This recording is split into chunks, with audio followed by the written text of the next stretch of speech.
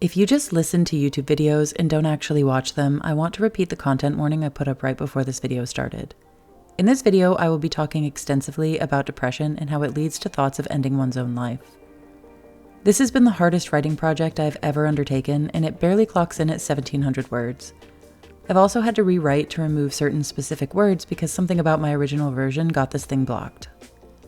I will be spoiling Stranger Things Season 4 pretty heavily, so as per usual, please, for the love of whatever you hold dear, go watch it first if you have any intention of doing so.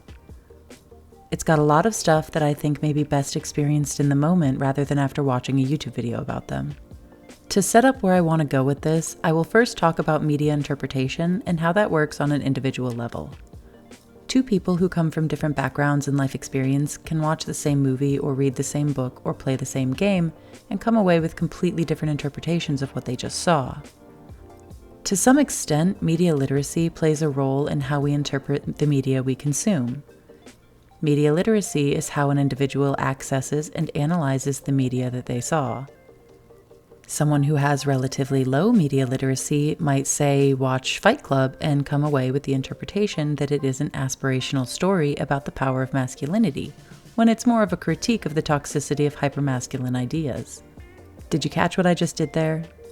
I placed my interpretation of Fight Club in a higher position than the interpretation of that one guy you dated in college who had a Fight Club poster in his dorm room.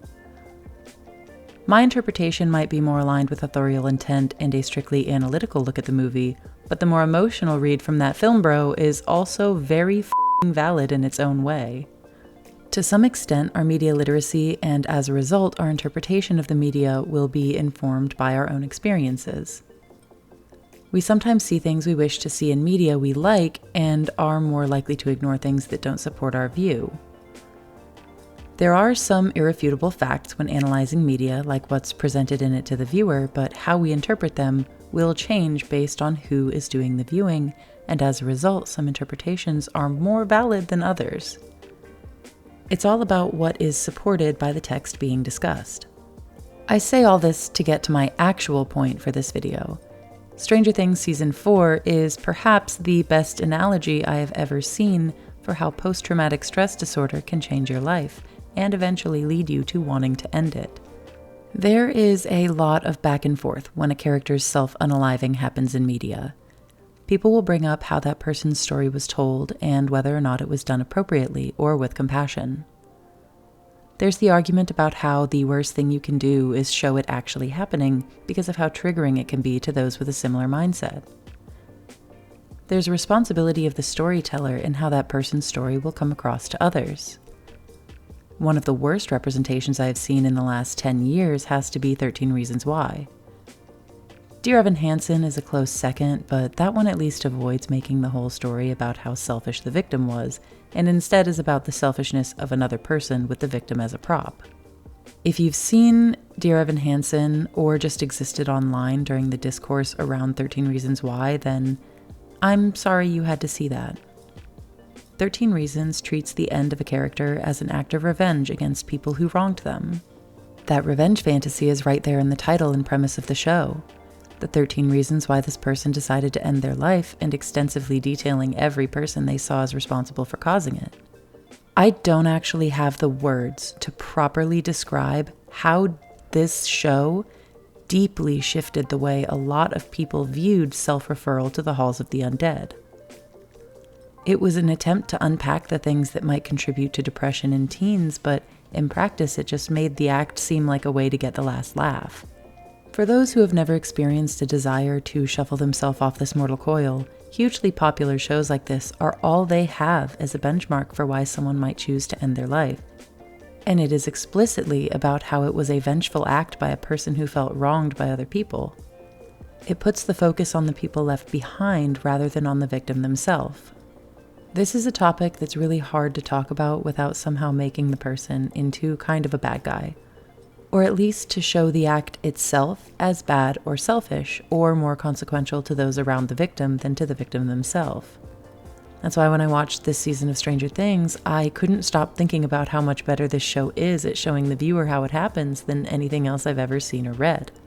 This is where I circle back to what I was saying in the beginning with how interpretation can be different from person to person. To me, season 4 of this silly little 80s nostalgia show may as well have big neon letters flashing above it saying, Vecna is a metaphor for depression. Vecna's curse targets people who have been through some sort of trauma. These kids are having nightmares, headaches, and self-isolating. All your standard PTSD symptoms if my doctor's office check-in sheets are anything to go by. Max has pushed away all her friends who also don't make a point to reach out because they aren't quite sure how to, and it's easier to just trust her when she says that she is fine. She's having nightmares and doesn't know how to deal with her feelings over the loss of Billy in season 3. He was awful to her, and sometimes she wished for this exact end for him. She never got to work through how he treated her, and he never got a chance to change and be a better brother, so she's stuck in this limbo where she wants to hate him, but can't because she longs for the life she wishes they could have had as siblings. She watched it happen and can't even tell her own mother exactly what happened because of the supernatural element to it. She doesn't want to be a burden to her friends with how she can't move on and just be normal and happy again.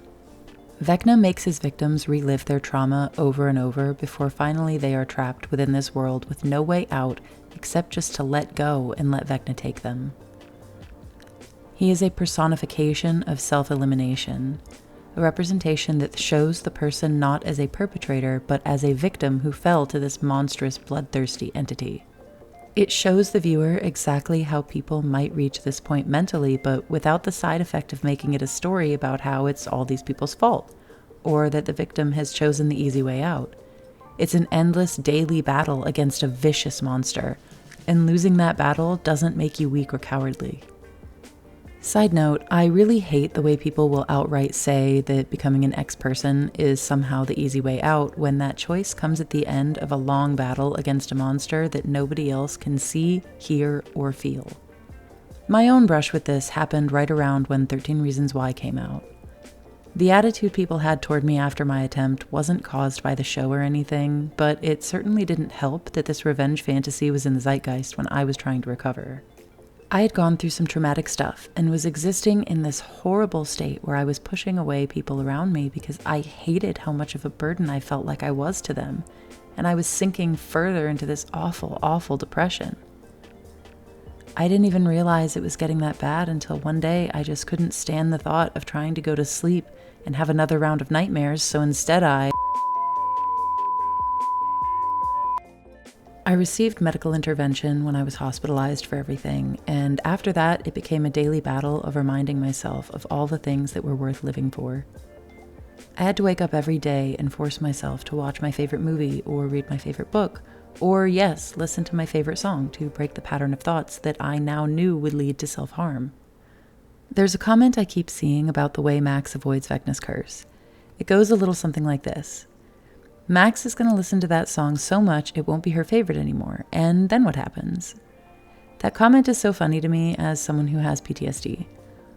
When we have experienced trauma, we seek a feeling of safety and order in a world that we don't feel like we can control. So we rewatch the same TV show over and over again, well past the point where another person might think, good God, how are you watching Twilight for the 6th time this week? You could be watching anything else instead.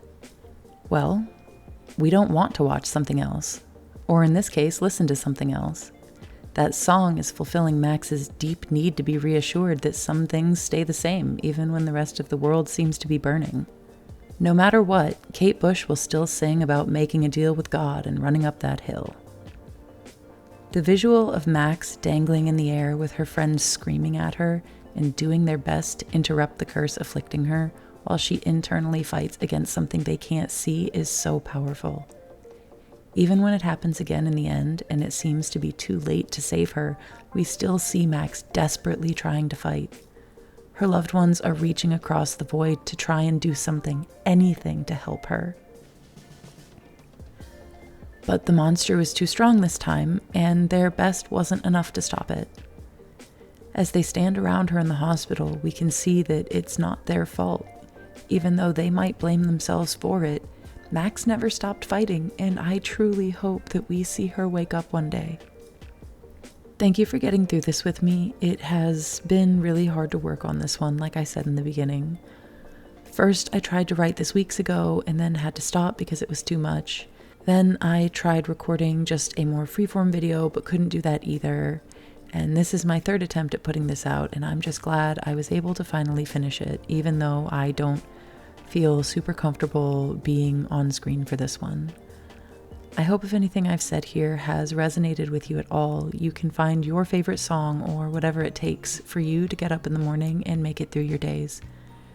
And when it feels like too much, then please reach out to someone. I used to think the various hotlines I'd heard of were silly and that they wouldn't work until I wound up using one last year, and it did help to some extent. I'll leave some hotline numbers in the description of this video, just in case you ever need them. If you liked this video, then go ahead and like it. I'm sure it's not going to do great in the great and mysterious algorithm considering the subject matter. Subscribe if you'd like to see more videos from me. They aren't all this sad, I promise. And most importantly, I have a Patreon that you can support for as low as $2 a month to help me keep the lights on and work on all of this very fun stuff for you. My patrons are on screen right now, and I love you all for your support.